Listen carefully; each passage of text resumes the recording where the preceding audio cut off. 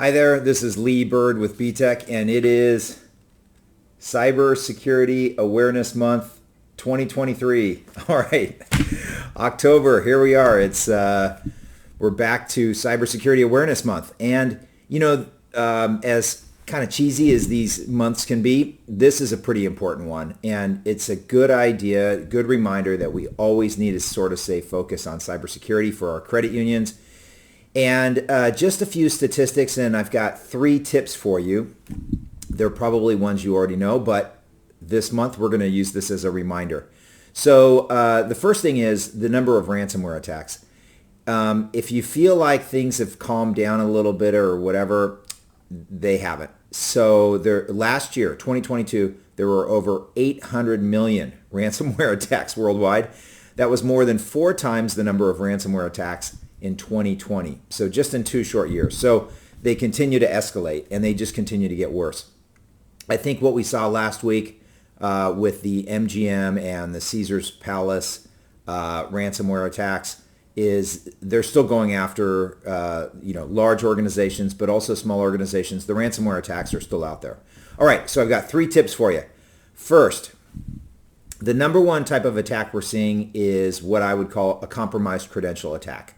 So they're using phishing emails, they're using social engineering, but they're getting users login names and passwords.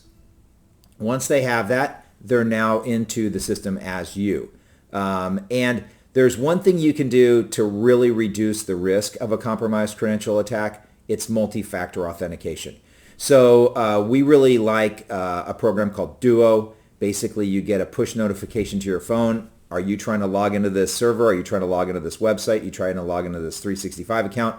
You answer yes, then you're in. It's not perfect. They've got ways to get around multi-factor authentication, but it definitely is probably the number one thing you can do to reduce the risk of compromised credentials. All right, number 2, data backups, data protection. This is still super, super important. 15 years ago, 20 years ago, when we would sell data backups, it was because of the risk of a hardware failure.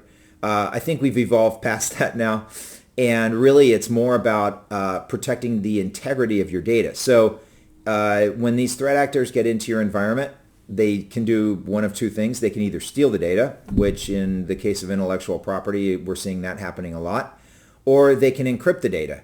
And what we've learned over the years is to unencrypt that encryption takes a long, long time. So really, if you have a good data protection solution, there's an air gap, it's offsite, that data backup is still legitimate, it's still good, and you can recover from it, that's probably going to be the method you're going to have to do, right? Okay, the third and final tip for the month of October is managed detection and response, or MDR. I'm seeing this come up on a lot of these cyber security insurance questionnaires now. It's usually one of the 3. And there's lots of ways to sort of interpret MDR, but it's very simple. You need a team of experts that are analyzing your data, analyzing the tools, the cybersecurity tools you have in your environment, and analyzing your environment to make sure that if there is that anomalous behavior or if there is an attack or a breach, that somebody is witnessing it, they're getting eyes on it, and they can start the containment process as quickly as possible.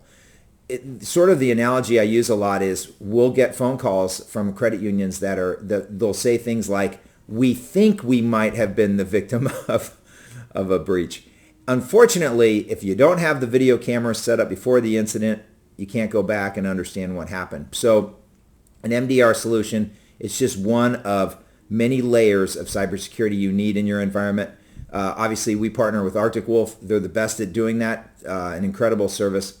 So those are my 3 tips: multi-factor authentication, data protection or data backups, and managed detection and response. Okay, enjoy the rest of your October. Thank you very much. If you have any feedback or comments, please leave them in the post below, or always feel free to reach out to me at leebird@btechonline.com. Thank you very much. Stay well.